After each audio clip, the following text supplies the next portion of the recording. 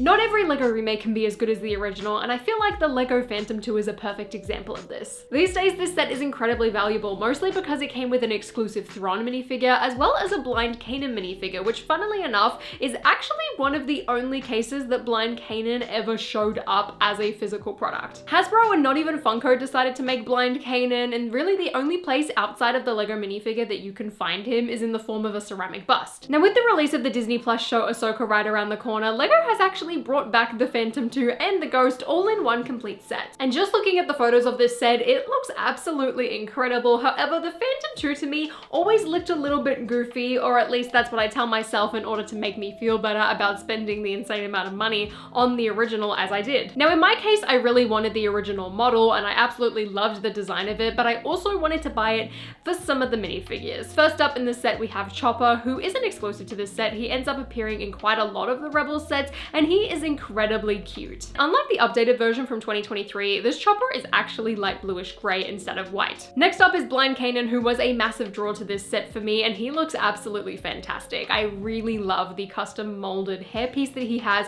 complete with his mask. I think it looks incredible, as well as the printing on his torso and legs. He even gets a brand new face print, and overall, I just think LEGO went all out with this minifigure. And lastly is Grand Admiral Thrawn, who I feel like is definitely the biggest draw in this set. Like Kanan, currently he's the only version to exist. However, I can definitely see him being remade in the future. This version of Thrawn as well actually does have the wrong rankings on his torso, which I find really interesting. But besides that, I absolutely love the face print and the hair. I think they were perfect and really capture his Rebels appearance perfectly. That being said, he could do with some dual molded legs, which is personally something that I swapped out and gave him in the model that sits on my shelf. When it comes to the Phantom 2 though, this model is absolutely amazing, and the whole thing was actually built to scale with the original Ghost that came out in 2015, which just like this set is also incredibly valuable and expensive, and the fact that they could both combine together, even being released years apart, I find really, really cool. Now with this set, one of my favorite things about it is honestly just the scale of it. I really feel like it was a really, really nice size. It's not quite minifigure scale, given that you can't really fit anyone in the back. However, there was space for Chopper on the top, as well as Kanan in the cockpit, and there's even a tiny little Empire container in the back. It also comes with 4 feet in order for the Phantom 2 to actually have a landing position, and there was quite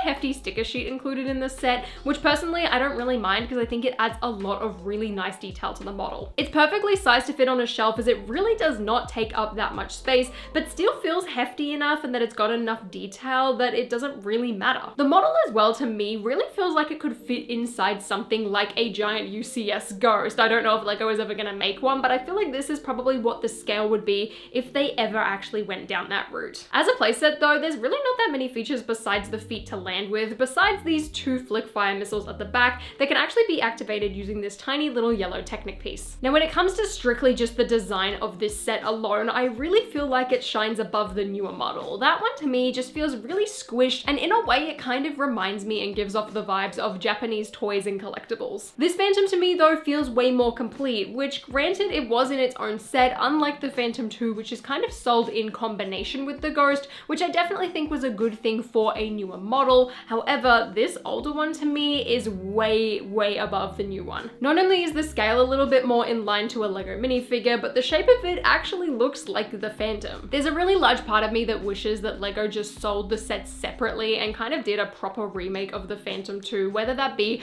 a remake of a Rebels one or one that ties in with the Ahsoka show. I just feel like this set on its own stands really, really, really well. But that being said, Rebels is one of my favorite elements of the Star Wars universe, and to have a model that actually properly represents the Phantom is really important to me and something that I really, really love having. It fits so nicely on my Rebels shelf alongside my Ghost, my original Phantom, as well as my Chopper droid from Galaxy's Edge, so I can't really get too mad at it. If you really want the model from this set though, I highly recommend looking into just buying the sticker sheet on its own, because the rest of the set is really easy to part together if you don't mind skipping out on the minifigures. I really wish that LEGO would make a lot more sets like this in this type of scale at this price point, because something like this is so fun to have as part of my collection, and again, it's just so much easier to display than a lot of the larger ships. I'm super excited to see this set and the Rebels crew back on my screens in a couple of weeks, but let me know what you guys think about this set in the comments down below, and until next time, I'll see you later.